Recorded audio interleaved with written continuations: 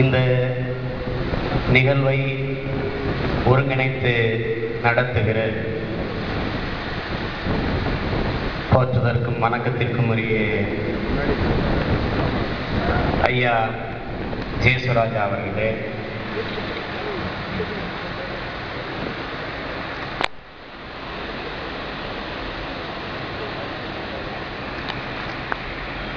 இந்த நிகழ்விலே கலந்து கொண்டு கருத்துரை வழங்க வந்திருக்கிற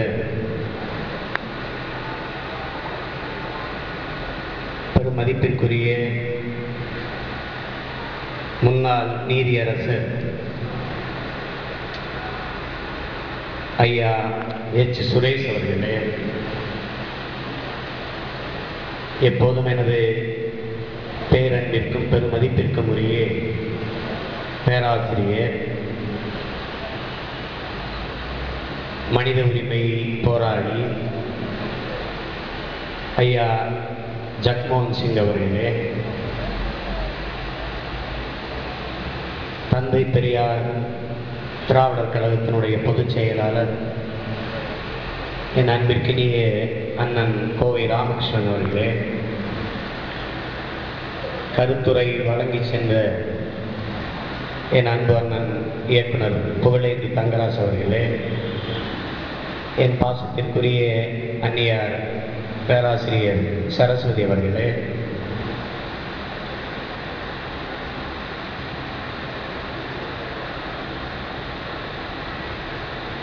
என் அன்பிற்குரிய அண்ணன் தியாக அவர்களே, தந்தை பெரியார் திராவிட கழகத்தினுடைய தலைவர், எனக்கும் எனது அண்ணன் பிரபாகரனுக்கும் அண்ணனாக இருக்கக்கூடிய என் அண்ணன் கொளத்தூர் மணி அவர்களே,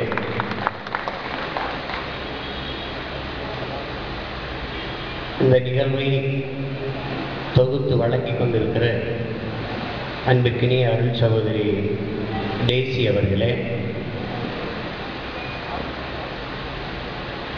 எனது அன்பு அம்மா அற்புதம் அவர்களே, என் அப்பா குயில்தாசன் அவர்களே, இங்கே அமர்ந்திருக்கிற எனது உயிருக்கினிய உறவுகளே, உங்கள் அனைவருக்கும் என் அன்பு வணக்கம்.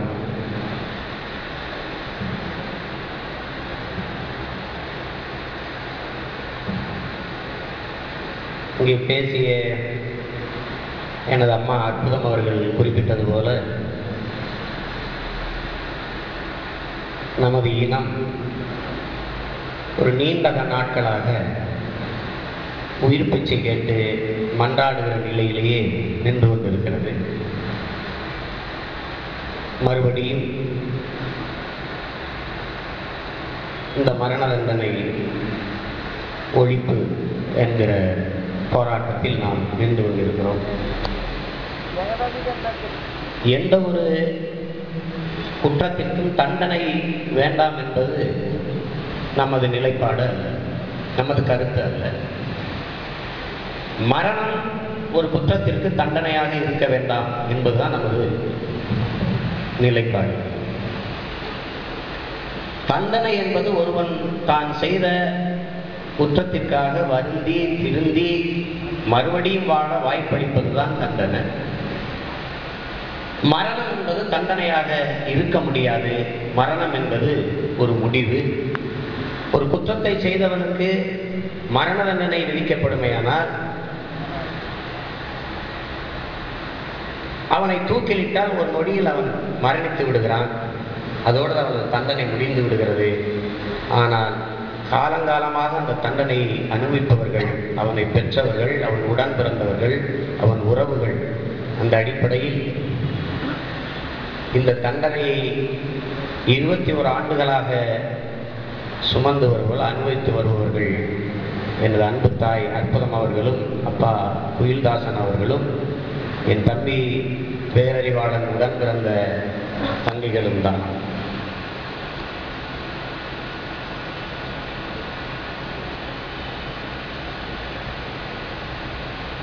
நான் வேலூர் சிறையிலே இருந்தபோது அங்கே இருக்கிற சிறை அதிகாரிகள் எந்த ஒரு காரியமானாலும் முதலில் அழைப்பது தம்பி பேரறிவாளனைத்தான். இங்கே குறிப்பிட்டு பேசியவர்கள் எல்லாம் கூட குறிப்பிட்டார்கள். என் அண்ணன் கோவை ராமகிருஷ்ணன் அவர்கள் கூட குறிப்பிட்டார்கள். இசை பயிற்சி கொடுப்பதாகட்டும், விளையாட்டு பயிற்சி கொடுப்பதிலாகட்டும், தேர்வுக்கு மாணவர்களை தயார் செய்வதாகட்டும், அல்லது சிறையில் இருப்பவர்களுக்கு ஒரு விண்ணப்பம் மனு எழுதி கொடுப்பதாகட்டும், எதுவானாலும் சிறை கைதிகளுக்கு இடையிலே ஒரு பிரச்சனையாகட்டும், அதை பேசி தீர்க்கிற செயலாகட்டும், எல்லாவற்றிற்கும் அவர்கள் அழைப்பது பேரறிவாளனைத்தான். அந்த சிறை கூடாரத்தை ஒரு பல்கலைக்கழகமாக மாற்றிய பெருமை என்னுடைய தம்பி பேரறிவாளனுக்கு உண்டு. அதை நாங்களே பேசிக்கொண்டிருந்தது போக காலம் அவரை நிரூபிக்க அவனுக்கு ஒரு நல்ல வாய்ப்பு தந்தது. நடந்த பொதுத் தேர்வில் 12ஆம் வகுப்பில் 1096 மதிப்பெண்களை பெற்று ஒரு ஆண்டு முழுக்க பள்ளியில் போய் படிப்பவர்கள் கூட பெற இயலாத மதிப்பெண்களை பெற்று அதை என் தம்பி நிரூபித்து காட்டினான். அவன் சிறைக்கு சென்று 21 ஆண்டுகள் ஆகிறது. 21 ஆண்டுகளாக தினந்தோறும் வருகிற நாளேடுகள், செய்தித்தாள்கள், வார ஏடுகள், இதில் இருக்கிற அனைத்து முக்கிய முதன்மையான செய்திகளை எல்லாவற்றையும் சேமித்து வைத்திருக்கிறான். இதை எனக்கு தெரிந்து எவரும் செய்திருக்க முடியாது. மிகப்பெரிய இலக்கியவாதிகளோ அல்லது தினசரி பத்திரிகையை வாசிப்பவர்களோ அரசியல் தலைவர்களோ கூட இதை செய்திருக்க முடியாது. இந்தியாவில் ஏன் உலகத்தில் எந்த ஒரு சிறைவாசியும் இதை செய்திருக்க முடியாது. அதற்கு சான்று சத்திய சாட்சியாக எனது தாய் அற்புதம்மாள் இருக்கிறார்கள். ஒவ்வொரு முறையும் அவனை பார்க்க போகிற போது இங்கே இருந்தவர்கள் செய்திகளை கொண்டு போவார்கள். அங்கே இருந்து அவன் சேமித்த செய்திகளை நறுக்கி ஒரு பையில் போட்டு அம்மாவிடம் கொடுத்து அனுப்புவான். அவன் அறைக்குள் சென்று பார்த்தால் தூசி படிந்து பல்வேறு செய்தித்தாள்களை கட்டி கட்டி கட்டி வைத்திருக்கிறான். முக்கிய செய்திகள் எல்லாம் கோடிட்டு கோடிட்டு குறித்து வைத்திருப்பான். ஒரு அறிவு களஞ்சியம் போல பேரறிவாளன் என்ற பெயருக்கு ஏற்ப என் தம்பி ஒரு சிறந்த அறிவாளனாக அந்த சிறைக்குள்ளே இருக்கிறார். எனது அன்பு உறவுகளே, இங்கே தொங்கவிடப்பட்டிருக்கிற பதாகையிலே எழுதியிருக்கிற வாசகத்தை நீங்கள் படித்திருக்கக்கூடும். சிறை என்பது குற்றவாளிகளுக்கான மனநல மருத்துவமனைதானே ஒழிய அது கொலைக்களம் அல்ல என்கிறார் தேசப்பிதா காந்தியவர். அதே பெருமகன் கண்ணுக்கு கண், பலிக்கு பழி, பல்லுக்கு பல் என்று போனால், கண்ணுக்கு கண் என்று போனால் எல்லோருமே குருடாகத்தான் இருக்கணும். பலிக்கு பலி என்றால் இந்த நாடே சுடுகாடாகத்தான் இருக்க வேண்டும். எனவே ஒரு இறைவன் தந்த உயிரை எடுப்பதற்கு எந்த மனிதனுக்கும் உரிமை இல்லை, அரசுக்கும் அந்த உரிமை கிடையாது என்று காந்தி அவர்கள் குறிப்பிடுகிறார். அந்த காந்தி தேசப்பிதா காந்தியின் கருத்தை வலியுறுத்தித்தான் இந்த மரண தண்டனைக்கு எதிரான மாநாடு இங்கே நடந்து கொண்டிருக்கிறது. அதற்கு கீழே புரட்சியாளர் அண்ணல் அம்பேத்கர் அவர்கள் சொல்கிறார்கள், மரண தண்டனைக்கு எதிரான மேல் முறையீட்டு மனுக்களை உச்ச நீதிமன்றம் விசாரிக்கலாம் என்பதற்கு பதிலாக அதற்கு மாற்றாக மரண தண்டனையே ஒழிக்கலாம் என்கிற கருத்தை நான் வரவேற்கிறேன், ஆதரிக்கிறேன் என்று புரட்சியாளர் அண்ணல் அம்பேத்கர் அவர்கள் கூறுகிறார்கள். அந்த மேன்மையான கருத்தை வலியுறுத்தி தான் இங்கே இந்த மாநாடை நாம் நடத்தி கொண்டிருக்கிறோம். என் அன்பான மக்கள் ஒன்றை புரிந்து கொள்ள வேண்டும்.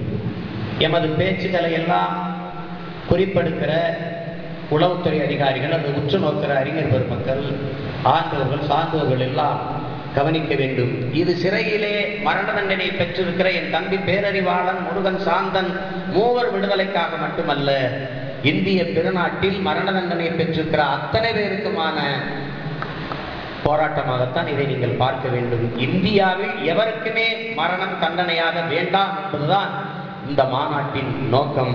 உலகத்தில் எவருக்குமே மரணம் தண்டனையாக இருக்க வேண்டாம் என்பதுதான் மனிதநேயம் உள்ள ஒவ்வொருவருடைய கருத்தாக இருக்க முடியும். அதேதான் இந்த மாநாட்டின் கருத்தாக வலியுறுத்தப்படுகிறது. இங்கே பேசிய எனது அண்ணன் கோவை ராமகிருஷ்ணன் அவர்கள் கூட குறிப்பிட்டார்கள், ராஜீவ் காந்தி அவர்களுடைய மரணம் நிகழ்ந்த நாளில் இங்கே பெரும்பாலான காங்கிரஸ் கட்சியினுடைய தோழர்கள், தலைவர்கள், தொண்டர்கள் எல்லாம் மறக்க முடியுமா இந்த நாளை என்று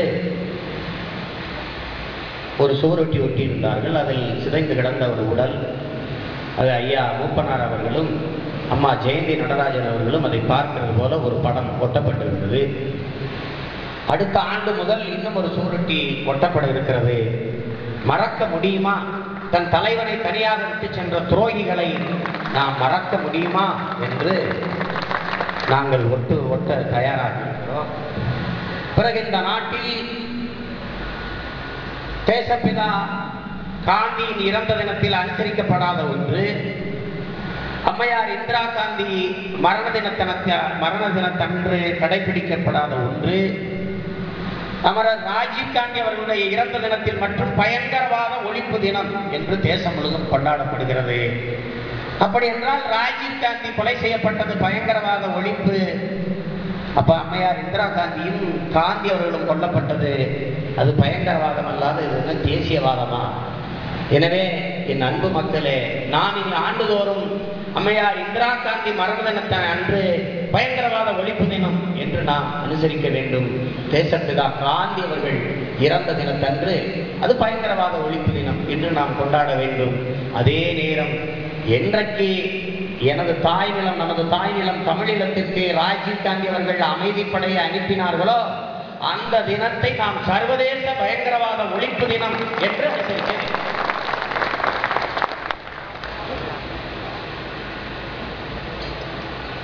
இங்கே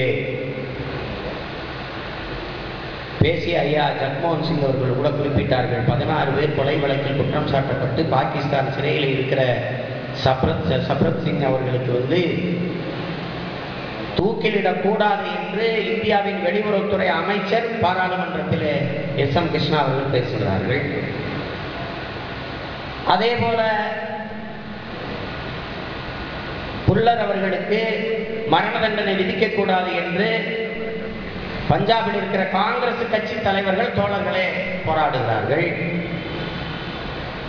அப்சல் குருவிற்கு மரண தண்டனை கூடாது என்று சுப்ரீம் சேவையில் அதனுடைய செயலாளர், காங்கிரஸ் கட்சியினுடைய அதிகாரப்பூர்வமான ஏடு, அந்த ஏட்டிலே அதனுடைய செயலாளர் பிரவீன் தவார் என்கிற அவர் எழுதுகிறார், அவருக்கு மரண தண்டனை விதிக்கக்கூடாது என்று. ஆனால் இந்த மண்ணில் தம்பி பேரறிவாளன், சாந்தன் முருகன் போன்றவர்களுக்கு மரண தண்டனை விதிக்க வேண்டும் என்று காங்கிரஸ் கட்சிக்காரர்கள் போராடுகிறார்கள். அவர்கள் கருத்தில் நாங்கள் உடன்படுகிறோம். என் அன்பு மக்களே, அவர்கள் சொல்வது போல சப்ரத் சிங்குக்கு தூக்கு தேவையில்லை, புல்லருக்கு தூக்கு தேவையில்லை, அப்சல் குருக்கு தூக்கு தேவையில்லை. அதே போல என் தம்பி பேரறிவாளன் முருகன், சாந்தனுக்கும் தூக்கு தேவையில்லை என்பதுதான் நமது கருத்து. இங்கே கூடியிருக்கிற என் அன்பு மக்கள் ஒன்றை கவனிக்க வேண்டும். சாதாரண ஒரு வட்ட செயலாளர் ஒரு கூட்டத்திற்கு வரும்போது கூட 50 அடியால் 10 அல்லக்கைகளோடு வருகிறார். இந்த நாட்டின் மிகப்பெரிய தலைவர் ராஜீவ் காந்தி அவர்கள், முன்னாள் பிரதமர், வருங்கால பிரதமர் கனவோடு தேர்தலை சந்திக்கிற பெருமகன், தேர்தல் பரப்புரைக்காக தமிழ்நாட்டிற்கு வருகிறார். அதுவும் தனது தாயார் சிலை, அம்மையார் இந்திரா காந்தி சிலைக்குத்தான் மாலை போட செல்கிறார். மாலை போட்டுவிட்டு இறங்கி வருகிறார். இன்றைக்கு ராஜீவ் காந்தி அவர்களை கொலை செய்து விட்டார்கள் என்று அழுகிற, கதறுகிற, பதறுகிற பதவியிலே இருக்கிற பெரிய பெரிய தலைவர்கள், ஐயா ப. சிதம்பரம், ஐயா அன்றைக்கு இருந்த ஐயா மூப்பனார், இன்றைக்கு அமைச்சராக இருக்கிற அம்மா ஜெயந்தி நடராஜன், இறந்து போன ஐயா வாழப்பாடி ராமமூர்த்தி, இன்னைக்கு இருக்கிற ஐயா இ.வி.கே.சி. இளங்கோவன், ஐயா தங்கபாலு, எல்லோருமே அன்றைக்கு இருந்தார்கள். இவ்வளவு தூரம் தங்கள் உயிராக நேசிக்கிற தலைவரை கொலை செய்து விட்டார்களே என்று 21 ஆண்டுகளாக கத்துகிற, கதறுகிற இந்த தலைவர்கள் தன் தாயார் சிலைக்கு அந்த கட்சியின் மூத்த தலைவர், அந்த கட்சியை உருவாக்கிய அம்மையார் இந்திரா காந்தி அவருடைய சிலைக்கு மாலையை அணிவித்துவிட்டு வருகிற தங்கள் தலைவர் ராஜீவ் காந்தி அருகில் இந்த தலைவர்களில் ஒருவர் கூட அவர் பக்கத்தில் நிற்காது. ஏன் என்றால் எவரிடத்திலும் பதில் இல்லை. பாலப்பாடி ராமமூர்த்தி அவரிடத்திலே கேட்டால் நான் கொஞ்சம் தூரத்திலே நின்று விட்டேன் என்கிறார். ஐயா மூப்பனார் அவரிடத்தில் கேட்டால் நான் சிகரெட்டு குடிக்க போய்விட்டேன் என்கிறார். அப்படி என்றால் தலைவருடைய உயிரை விட, அதை பாதுகாப்பதை விட உங்களுக்கு சிகரெட்டு பற்ற வைப்பதுதான் முக்கியமான வேலையாகி போய்விட்டதா? இந்த கேள்விக்கு இதுவரை எவரிடத்திலும் பதில் இல்லை. இதிலிருந்து நீங்கள் முடிவு செய்து கொள்ளுங்கள் அன்பு மக்களே. திட்டமிட்டு ராஜீவ் காந்தியை கொலை செய்தது அவர்களா அல்லது சிறையில் இருக்கிற என் தம்பிகளா என்பதை நீங்கள் தான் முடிவு செய்ய வேண்டும். பேரறிவாளன் மீது சுமத்தப்பட்ட குற்றச்சாட்டு 9 வால்ட் ஒரு மின்கலத்தை வாங்கி கொடுத்தா, ஒரு கட்டை, பேட்டரி கட்டை. அதில் என்ன சொல்லப்படுது? பேட்டரி கட்டையை வாங்கின கடையில் பேரறிவாளன் பெயர், முகவரி, ஊர் எல்லாம் போட்டு ஒரு ரசீதை கடைக்காரன் கொடுத்துருக்கிறார். அந்த ரசீதை 2 மாத காலமாக, ராஜீவ் கொலை நடந்த 2 மாத காலமாக தன் சட்டப்பைக்குள்ளேயே பேரறிவாளன் வைத்திருந்தார் என்றுதான் அது குற்றம் சாட்டப்பட்டிருக்கு. இங்கே இருக்கிற அறிவு சிறந்த பெருமக்கள் சிந்திச்சு பார்க்கணும். எந்த கடையில் பேட்டரி கட்டை வாங்கினா ரசீது கொடுக்குறான்னு நீங்கள் சிந்திச்சு பார்க்கணும். அந்த 9 வால்ட் மின்கலத்தை பொருத்தித்தான் ஐயா ராஜீவ் காந்தி அந்த குண்டை வெடிக்க வச்சு கொலை செய்தார்கள் என்றால் அவ்வளவு தரமான மின்கட்டை இந்தியாவில் தயாரிக்கப்படுறா என்று நீங்கள் சிந்திச்சு பார்க்கணும். இன்னொன்று, அந்த வழக்கை விசாரித்த சிபிஐ அதிகாரி ரகோத்தமன் சொல்றார், இன்று வரை எங்களால் கண்டுபிடிக்கப்பட முடியாத ஒன்று, அந்த பெல்ட் பாமை யார் தயாரித்து கட்டிவிட்டது, யார் கட்டிவிட்டது என்பதுதான் எங்களால் கண்டுபிடிக்க முடியலை. அப்ப இதுவரை அந்த பெல்ட்டை தயாரித்தவரையே கண்டுபிடிக்க முடியாத வழக்கில் எதற்கு மூவருக்கு தூக்கு தண்டனை என்பதுதான் நாம் எழுப்புகிற கேள்வி. அப்ப தடா வழக்கில் விசாரித்த எதுவுமே செல்லாது. தடா வழக்கே செல்லாது என்றால் தடா வழக்கின் மூலமாக கைது செய்யப்பட்டு விசாரித்து சாட்சியங்கள் பெறப்பட்ட, வாக்குமூலம் பெறப்பட்டு விதிக்கப்பட்ட இந்த மரண தண்டனை மட்டும் எப்படி செல்லும் என்ற கேள்விக்கு பதில் இல்லை. அப்ப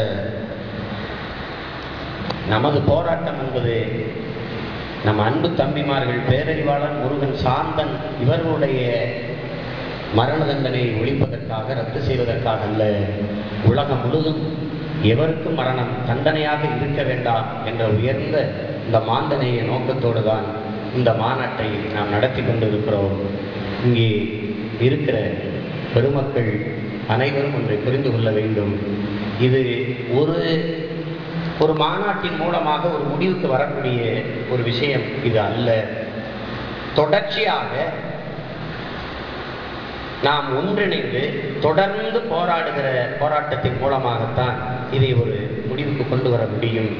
கடந்த கால அனுபவம், மரண தண்டனை விதிக்கப்பட்டு நாள் குறிக்கப்பட்ட பிறகு இங்கே பட்டினி நோங்கிருந்து போராடிய தங்கை அங்கேர் கன்னி, அக்கா வடிவாம்பாள், சுஜாதா போன்றவர்களுடைய போராட்டம், கல்லூரி மாணவர்கள், பல்வேறு அரசியல் இயக்கங்கள் தொடர்ச்சியாக முன்னெடுத்த போராட்டம், அதில் வீர தமிழச்சி தங்கை செங்கொடி அவர்கள் உயிர் தியாகம், இதையெல்லாம் இந்த மண்ணிலே ஒரு மாபெரும் புரட்சிகரமான போராட்டமாக பற்றி எரிந்தது.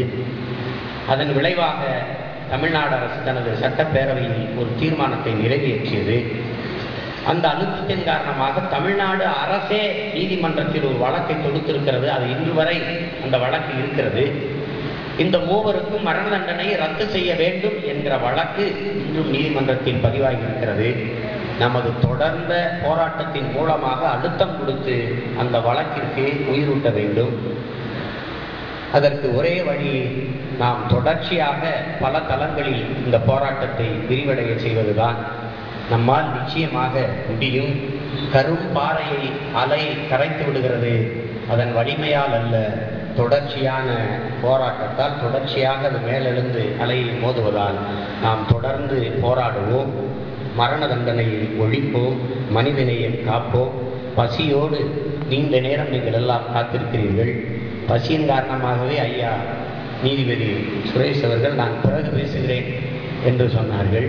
அதே பசியோடு நீங்களும் இருக்கிறீர்கள். அடுத்த அமர்வுக்கு நேரமாகிறது. இந்த மேடையில் தொடர்ச்சியாக பல்வேறு தளங்களில் நாங்கள் இந்த கருத்துரையை எடுத்துக்கொண்டு போய் மக்களிடத்திலே சேர்க்கிற பிள்ளைகள், உங்கள் அனைவருக்கும் எனது புரட்சிகரமான வாழ்த்துக்களும் வணக்கம்.